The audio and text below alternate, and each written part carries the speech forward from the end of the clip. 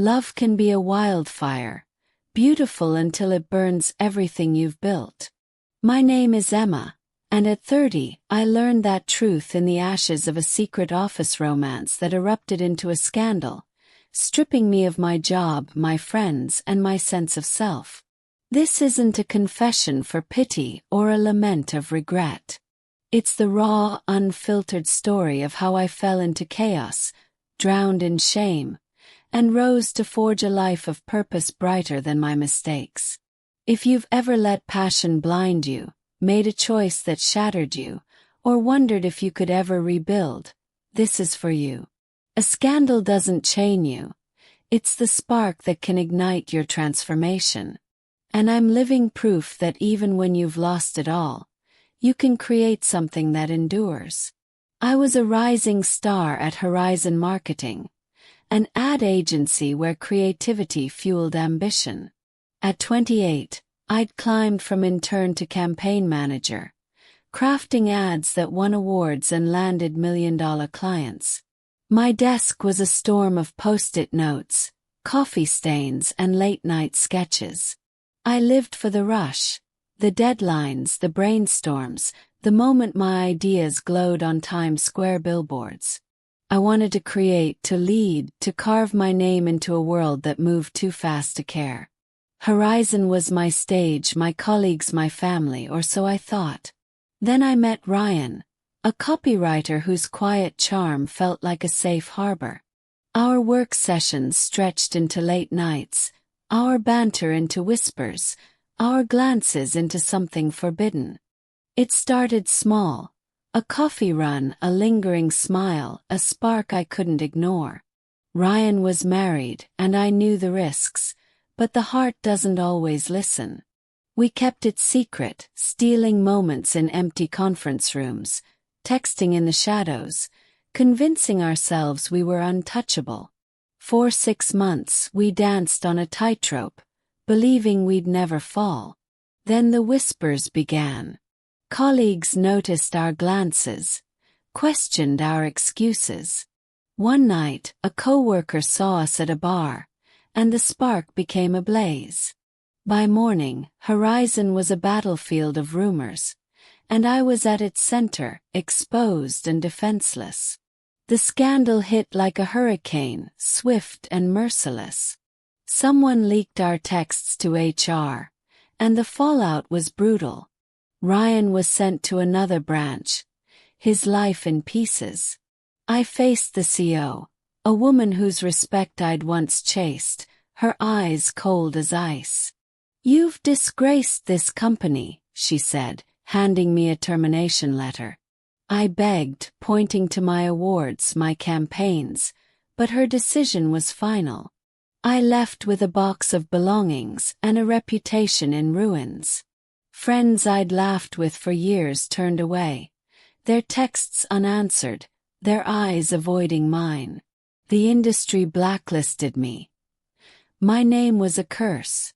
I'd lost my career, my community, my dreams, and worst of all, my trust in myself. How could I, the woman who valued control, have fallen so far? That loss was a darkness I hadn't known. My apartment became a prison, the silence heavier than my guilt. I replayed every moment, every text, every kiss, searching for the point I'd lost my way. Shame was a tidal wave, pulling me under. I avoided mirrors, afraid to face the stranger staring back.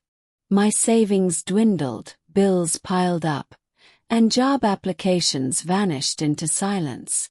I'd been a creator, a leader, but now I was nothing, a name whispered in judgment. I didn't know who I was without Horizon, without the applause of my peers. The world had moved on, and I was stuck, sinking in the wreckage of my choices. Yet even in darkness, there's a flicker of light. One morning, staring at another rejection email, I found a napkin on my fridge, scribbled with words from a friend long ago. You can't go back and change the beginning, but you can start where you are and change the ending. Those words hit like a lifeline. I couldn't undo the scandal, but I could choose what came next. I wasn't whole, but I was alive, and that was enough. I promised myself I'd rebuild, not to hide my mistakes, but to redeem them. That promise didn't erase the shame or pay my rent. It didn't mend my heart or silence the whispers. But it gave me a spark, a reason to rise when all I wanted was to vanish. Redemption starts with choosing to see possibility in ruin.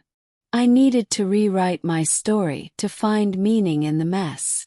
I started small because small was all I could manage. I volunteered at a local nonprofit, designing flyers for their fundraiser. It wasn't glamorous, but it was a start. Each flyer, each grateful smile, was a step away from the woman who'd lost herself. I spent nights learning. Free online courses on social impact, leadership, and storytelling. Horizon had taught me to chase praise. Now I wanted to create something that mattered. My apartment, once a cage, became a workshop of ideas. I wasn't just surviving. I was reclaiming my mind, sketching a new Emma with every choice. Choosing possibility grows into belief. And belief grows through connection. I began to believe I could create again, not because I felt worthy but because I was doing it. At the nonprofit, I met Sarah, a volunteer whose warmth saw past my scars. She invited me to a group of social entrepreneurs, people who'd turned pain into purpose. I shared my story, not the scandal but my hunger to make a difference. Their encouragement was a lifeline, a reminder I wasn't alone. I started a blog, From Ashes to Impact, writing about redemption and resilience. Readers found me, strangers who'd stumbled, dreamers who'd lost their way. Their comments became my anchor, proof that my mistakes didn't define me. Belief needs discipline to take root. I set a routine. Wake at 5 a.m., write for an hour, volunteer, then learn. If shame crept in, I worked. If I missed my old life, I worked harder. I saved every penny, living on instant noodles and thrift store clothes. I pitched my designs to small charities, offering free work to rebuild my portfolio. Rejections stung, but I kept going, knowing each no was a step, not a verdict. One day, a women's shelter hired me to rebrand their outreach. They called me Emma the Creator, and that name felt like a shield, protecting the woman I was becoming. Discipline breeds vision, and vision lifts the soul. I began to see beyond my apartment, beyond the scandal's shadow. My work wasn't just about flyers or logos. It was about empowering others to rise. The idea of community, of lifting each other, became my guide. Sarah connected me with a mentor, a former ad executive who'd rebuilt after her own mistakes. Together we launched Rise Again, a non-profit to help women recover from career setbacks through training, mentorship, and support. I designed our programs, our branding, our story. Rise Again grew from a dream to a reality, with 20 women in our first workshop. Their courage fueled my purpose. Their victories lit my fire. Vision demands action, and action demands courage. I started speaking at local events, my voice trembling but honest. I told my story, not of scandal but of redemption.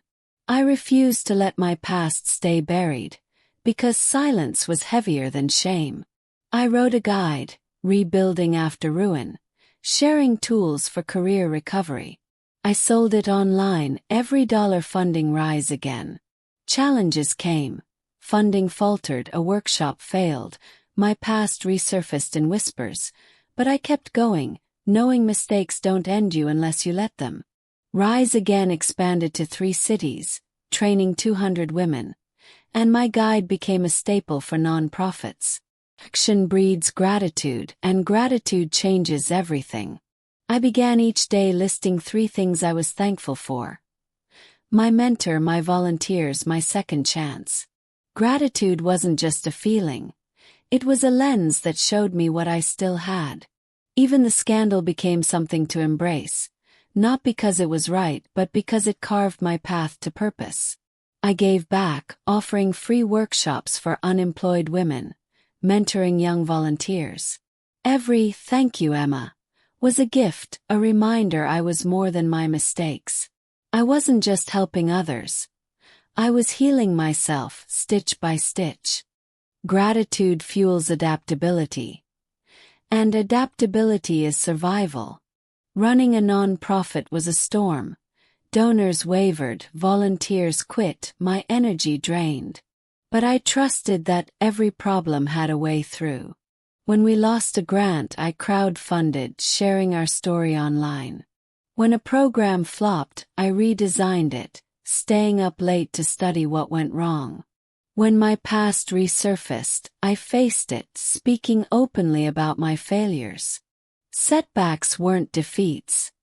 They were chances to grow. Adaptability wasn't just a tool. It was my strength, turning obstacles into stepping stones.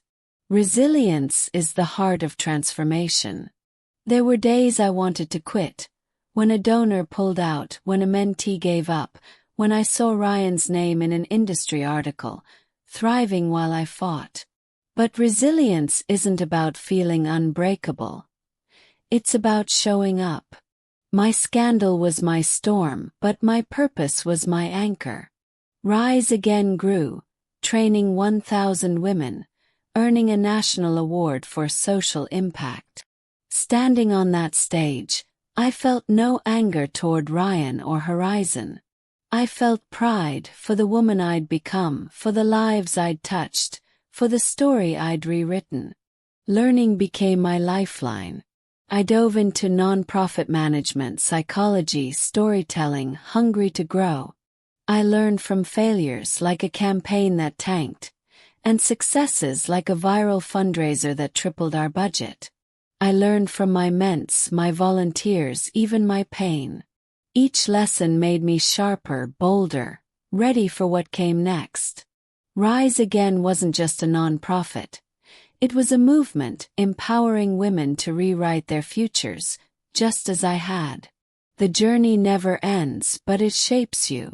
Today, Rise Again spans 10 cities, with 5,000 women trained and a team of 100 volunteers. I've spoken at global conferences, published a second book, and mentored thousands. But the real victory isn't the spotlight. It's the woman who hugged me saying, "You gave me my career back." It's the mentee who launched her own business. My opportunity was in the ashes of a scandal, in the moments I chose to rise. I thrived not because I'm extraordinary, but because I refused to stay lost. You listening now, you're not defined by your mistakes. The scandal, the shame, the choices that broke you, they're not your story's end. They're your canvas, your spark, your chance to build something greater. Take that first step, no matter how small. Believe in your worth, no matter how distant it feels. Trust in your heart, no matter how heavy it seems. You are not your failures. You are a force, a legacy, a story waiting to rise. The pain you carry today, it's not your cage. It's your foundation. Build on it. Rise.